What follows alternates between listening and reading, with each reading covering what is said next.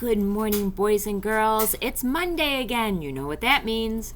Rise and shine and welcome to school today. Rise and shine and welcome to school today. Rise and shine and welcome to school today. I'm so glad you're here.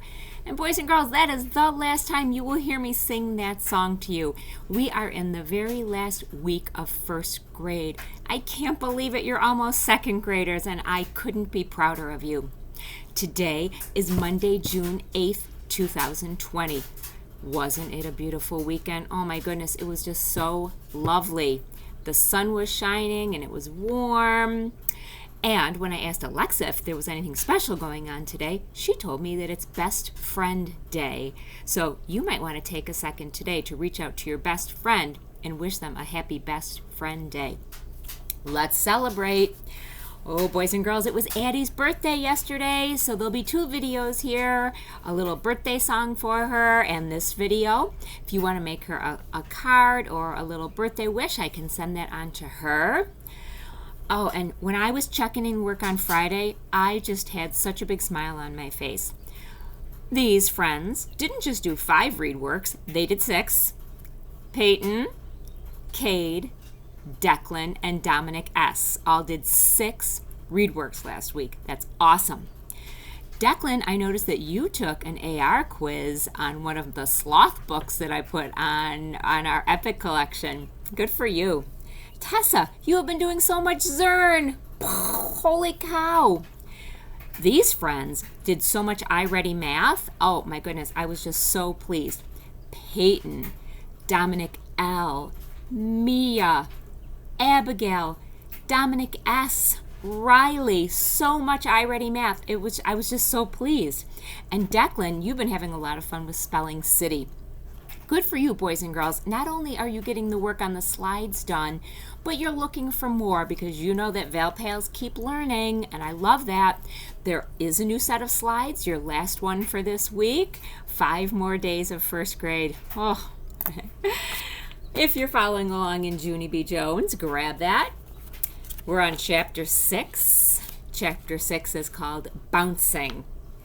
And remember, that was one of Mom and Dad's rules. No bouncing, right? After we finished playing Cinderella, the Nana called us to dinner. Me and Lucille and Nat Grace skipped into the big dining room. We sat at a long, shiny table. Pretty soon, Lucille's Nana came in from the kitchen, and she gave us our dinner. And guess what? Its name was Beans and Frank. That's hot dogs when you cut them up in little pieces and you stir them into beans. Hooray, I said. Hooray for Beans and Frank. 'Cause that is my favorite kind of home cooking. The Nana did a teeny smile. Well, we usually have a cook, but I gave her the night off, she said. After that, the Nana poured milk into beautiful sparkly glasses. Ooh, Nana, these are your best crystal glasses, said Lucille, real thrilled. I love these expensive things. Me too. I love these expensive things too, I said. Only too bad for me, 'cause nobody even told me that crystal glasses were very heavy. And so when I picked up my glass, it slipped right out of my hand, and it fell on the floor, and it broke into lots of pieces. Lucille's whole mouth came open. Oh no, you broke it! You broke my Nana's crystal glass! The Nana's face was reddish and scrunchy. Sorry, Nana, I said real soft. Sorry I broke your crystal glass. The Nana sucked her cheeks way into her head. Let's just try to be more careful, shall we, dear? She said. I bobbed my head up and down. We shall, I said back. After that, I ate my Beans and Frank very careful. Only pretty soon, my Frank spilled off my fork. That's a piece of hot dog. And he landed on the Nana's white tablecloth. Oh no, hollered Lucille. That's my Nana's good linen tablecloth. She brought it all the way home from Ireland. The Nana's face was twisty and puffy. I quick pushed my plate away from me. My stomach felt in a tight knot. Yeah, only guess what? I'm not actually hungry anymore, and so I will just sit here and not spill anything, I think. The Nana cleaned up my messes with a wet cloth. After she finished, she brought us chocolate ice cream for dessert. Only too bad for me, 'cause a teeny plop of ice cream dropped right off my spoon and it landed on my chair cushion. The Nana did a big breath. "You're a bit of a bull in a china shop, aren't you, dear?" she said. Take a second and think about what that would be like if you let a bull go into a china shop, up and down the aisles, breaking things with its horn, swishing its tail. "Sorry, Nana," I said. Sorry. Magic of 3. The Nana patted my hand very stiffish. "Quite all right," she said, kind of mumbly. After that, I got down from the table, and me and my friends went back to Lucille's room. And guess what? Things got funner, because Lucille said we could play with the games in her closet, on account of they weren't even expensive. First, we played Chutes and Ladders. Then we played Twister and Bingo and Chinese Checkers and Tic-Tac-Toad and Candyland. Plus also we played Let's Spin Till We Get Real Dizzy and Fall Down.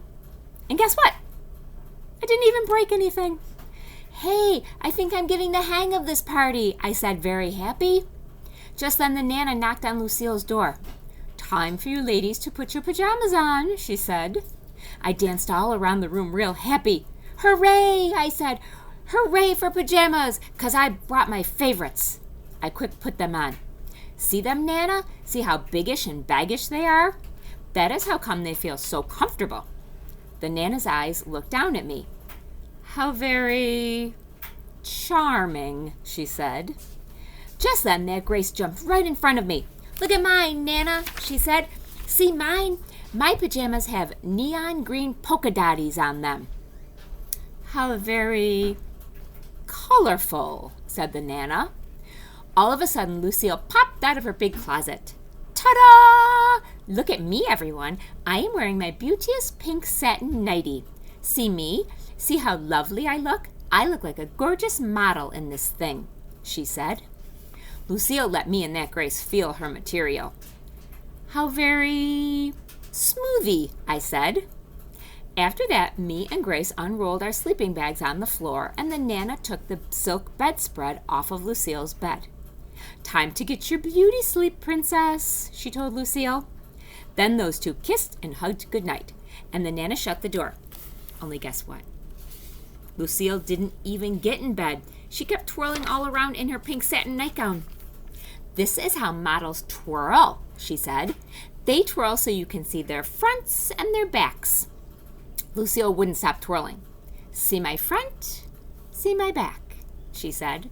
Me and that Grace got up on her bed to watch her twirl. Lucille's bed was soft and cushy. We bounced up there a teeny bit. Lucille stopped twirling. "Hey, don't," she said. "That bed is for beauty sleep only." I patted her bed very admiring. "Yeah, only it's too bad we can't actually play up here, 'cause this mattress is a bouncy one," I said. Just then Lucille's face did a sneaky smile. "Want to bounce?" she said real soft.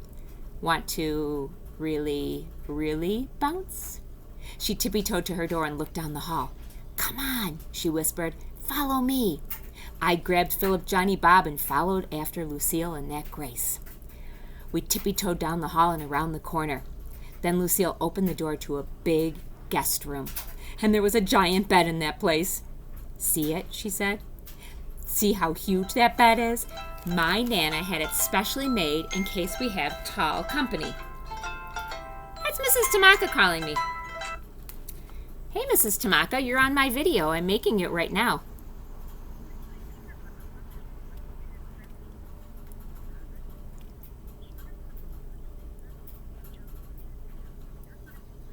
Oh, my goodness. All right, Mrs. Tamaka, I will call you right back. I have about 1 more minute on my video, okay? Mrs. Tamaka, goodbye. Oh, boys and girls, Mrs. Tamaka wanted to talk about your work for today, so I'll call her back in a second. Where was I? Let's see. See how huge that bed is? My Nana had it specially made in case we have tall company. Lucille quick shut the door after us. "Come on, let's go," she said. And so all of us run to the big bed speedy quick, and we jumped and jumped and jumped on that thing. I sang a joyful song. It is called Jumping, Jumping, Jumping on the Giant Bed. Jumping, jumping, jumping on the giant bed, I sang. Only too bad for me, because all of a sudden I remembered something very important, and it is called Mother and Daddy said no jumping. I got off the bed speedy fast. "Yeah, only here's the problem," I said. "I'm not actually allowed to jump, because Mother and Daddy said no jumping. And so you guys should stop jumping too, because that will be polite of you." Lucille and Nat Grace didn't pay attention to me. That is how come I had to get back on the giant bed and shout in their faces. "Stop jumping," I said, "because I am now not allowed to jump, and you guys shouldn't jump too." Grace springed way high in the air. Springed? "Who's jumping? I'm not jumping," she said. She giggled very silly. "I'm bouncing." Oh, that's what it was. Mom and Dad said no jumping, but not no bouncing. Just then my whole face got happy, and I hugged and hugged that girl because Mother and Daddy didn't say I couldn't bounce. So after that, I bounced and bounced and bounced. "Bouncing, bouncing, bouncing on the giant bed," I sang. I bounced till sweat came on my head. Then I flopped down on the bed to rest, and I flopped on a plumpery pillow. "Ooh, Lucille, this is the most plumpery pillow I ever saw," I told her. "Of course it is, silly," said Lucille. "That's because my Nana has all her pillows handmade in Sweden." I quick swinged the plumpery pillow over to my friend Grace. Swinged? "Grace, hey Grace, feel how plumpery this pillow is," I said. Only Grace didn't actually see it coming, and I accidentally hit her in the head. I peeked at her under that thing. "Yeah, only that didn't even harm you, I bet, 'cause plumpery pillows don't hurt people. Right, Grace? Right?" That Grace did a teeny grin. Then she took the plumpery pillow off her head and she swinged it all around. Swinged? And she hit me in the tummy. "Oomph," I said. Then I laughed and laughed. Hey, I was right. Plumpery pillows don't hurt people. After that, I hit Lucille in the head with my plumpery pillow. Plus also, I hit Grace again. Then those guys got their own plumpery pillows, and all of us kept on hitting each other. Very fun. Only just then, a mistake happened, because I didn't even know there was a rip in my plumpery pillow. And so the next time I hit Grace, all of my feathers exploded out of it. There was a million bazillion of those floaty things. They filled the whole air practically. Lucille did a gasp. That Grace did a gasp. I danced around very giggling. Hey, it's snowing, I said. It's snowing. It's snow. Just then the door swinged open very fast. It was Lucille's Nana. She saw me holding the broken plumpery pillow. My heart pounded hard inside of me. Hello, I said. What is she going to say? How are you today? I am fine, except I'm having a little bit of a feather problem, apparently. The Nana walked at me very slow. Then she took my pillow out of my hands, and she hided her face in that flatty thing. Hided? And she didn't come out for a real long time. That's the end of Chapter 6, and it will be perfect timing. We will finish this one on Wednesday, because Chapter 7 and Chapter 8 are shorties, and we'll be all done. Perfect timing.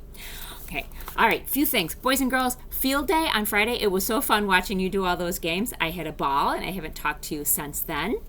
I will send you our Google Meet invitations for Tuesday and Thursday. Tuesday, tomorrow, is our talent show. So tell us a joke, teach us how to do something, do a magic trick, play the kazoo, play the harmonica, whatever it is, your talent. And remember, if your talent isn't something that you can do right there, bring it with you, like your soccer ball or your hockey stick, and tell us that your talent is goal scoring, and tell us about that. All right, so that will be for tomorrow. Okay. Mrs. Tamaka tells me that on the slide for writing today, that project is really long. So, of course, that is optional. If you want to do that memory book, you go right ahead and do it. But please don't think that we expect you to do something 12 pages long in one day, boys and girls.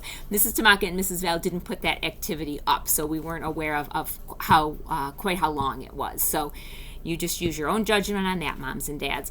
And then on the Thursday Google Meet, we want the moms and dads, grandmas, whoever you're with, to come for the last couple of minutes. Alrighty, you have a great day. Bye-bye, boys and girls.